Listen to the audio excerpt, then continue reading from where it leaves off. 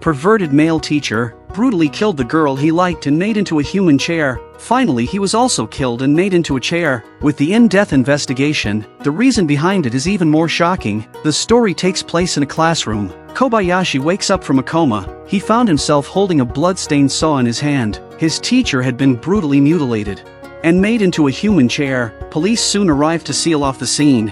Kobayashi, who was carrying the murder weapon, became a natural target of suspicion.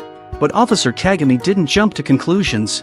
The possibility that someone had framed Kobayashi could not yet be ruled out. After preliminary questioning, Kobayashi was released without charge. During this time, Kobayashi behaved unusually calmly, which made Officer Kagami very curious. Back in the classroom, Kobayashi began to recall the whole story from beginning to end. The day before the murder, he received a text from his teacher asking him to meet him, but by the time he got there, the teacher was already lying unconscious on the floor.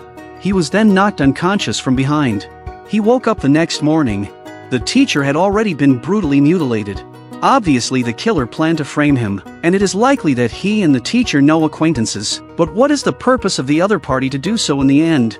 Then Kobayashi and Hashiba came to the office of the genius detective Akechi. He wanted to be Akechi's assistant, because the case made him feel very interested. Before that, Kobayashi was a person who was not interested in anything. It was only after his teacher was murdered and blamed on him that he felt an unprecedented sense of satisfaction. Akechi promised him, but only if Kobayashi solves the case himself. Then Akechi told them their teacher was also a murderer. The police issued a warrant for Kobayashi's arrest. That's when a group of cops came here, because the murder weapon with Kobayashi's fingerprints was found in the victim's home. So it turns out that their teacher was not only a victim but also a murderer who dismembered the teenage girl and made a chair out of human flesh. Kobayashi was eventually arrested by the police, but before he left, he entrusted Hashiba with a task.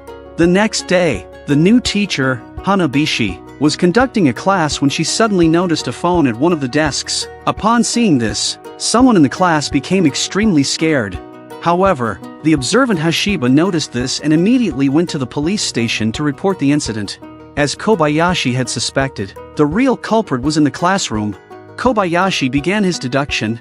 The day before the crime was committed, the teacher had sent a text message to Kobayashi to meet up with him. But Kobayashi already knew the teacher had always had a crush on him. He asked him to come out and express his feelings. The killer must have known this too. That's why he killed the teacher and framed Kobayashi.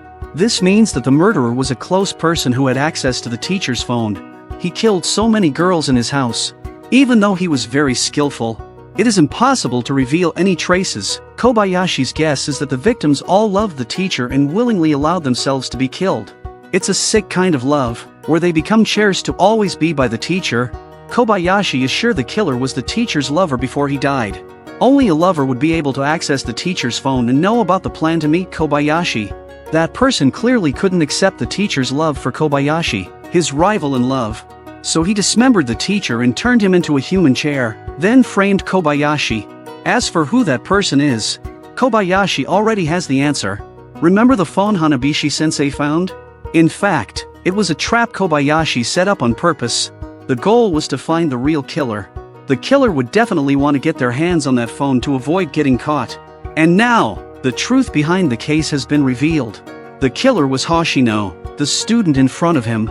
And her motive for the crime was exactly as Kobayashi speculated. It was due to the teacher's infatuation and subsequent abandonment of her. From the day she was abandoned by her teacher, she hated Kobayashi with passion.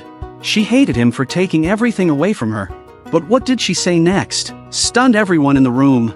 The teacher no longer loved her and couldn't make her into a chair, and she was willing to be turned into a human chair for him. Hoshino got down on her knees and confessed to her crime, because she thought that if she lied, she would be betraying her love for her teacher.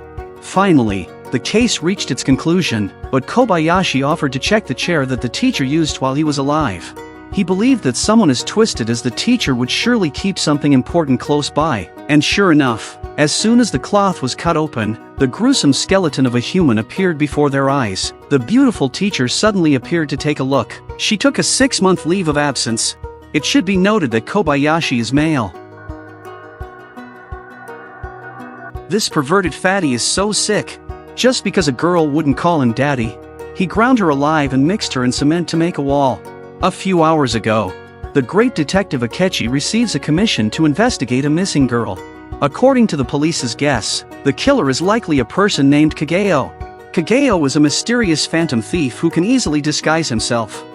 He always wears a paper bag over his head, so no one has ever seen his real face. Akechi thought this case was too simple, so he handed it over to his assistant, Kobayashi, to handle. But unexpectedly, Kageo found Kobayashi on his own initiative. It turned out he was not the killer. On the contrary, he had been investigating the real murderer all along. He came to Kobayashi because he wanted to cooperate, because the girl he had sworn to protect with his life also disappeared not long ago. Her name was Yuko. She had helped Kageo when he was at his lowest point. Yuko was sweet and sensible, but had inherited her mother's illness, and had to spend all day lying in bed, and her father left her because he couldn't afford the high cost of surgery. Since then, Kageo would pretend to be other patients or nurses, to chat with Yuko. Despite the many misfortunes she suffered, Yuko's face was still full of smiles. One day, a mysterious person donated a large sum of money to her. Yuko was given the chance to have an operation. After she recovered, Yuko came to Kageo to express her gratitude. She knew all along, Kageo was always with her. It was also Kageo who raised the money for her surgery. Kageo was surprised that his disguise had been uncovered and, before parting ways, gave Yuko a necklace and promised to always silently watch over her. However, Yuko suddenly disappeared. That's why Kageo found Kobayashi to work with him. Their plan was for Kobayashi to dress as a girl and act as bait for the killer. That night, he changed into a girl's costume and went to the place where the killer often appears. As expected, he was knocked out and taken away. When he woke up, he was locked in a room. In the room, besides Kobayashi, there were also 4 kidnapped girls, but they were so scared that they didn't even have the courage to run away. Kageo soon tracked Kobayashi to this place, but Yuko was nowhere to be seen. At that moment, a girl reached out and pointed to the next room. Kageo immediately rushed to pull down the curtain, but all he saw were 5 human-shaped stone tablets. The surface of the monument is uneven. There were still some teeth and bones left inside. One of the statues was wearing the necklace Kageo had given Yuko, and Kageo broke down in tears at the sight. At that moment, Myunkin, the murderer, pushed in from the outside. Kageo immediately rushed forward like a madman, but Myunkin knocked him down with a punch. At this moment, Kageo shouted angrily, "Why did you kill Yuko?" Myunkin calmly said, "I killed her because she wouldn't call me dad, so I made a wall painting of her." Kageo was completely devastated. He could only hold Myunkin's feet for dear life. He wouldn't let go of Myunkin no matter how much he was beaten. At the last moment, the police finally arrived. Akechi knocked Myunkin to the ground with 3 or 2 punches. Officer Kagami also handcuffed Myunkin himself. But it didn't end there. Myunkin had been arrested by the police for the murder of a young girl, but was eventually acquitted on the grounds of insanity. And this time was no exception. The next day, Myunkin was released again for the same reason, and this scumbag has no remorse whatsoever. He was still looking for a new target, but this time his luck was over, because he will be finished by a more psychotic murderer.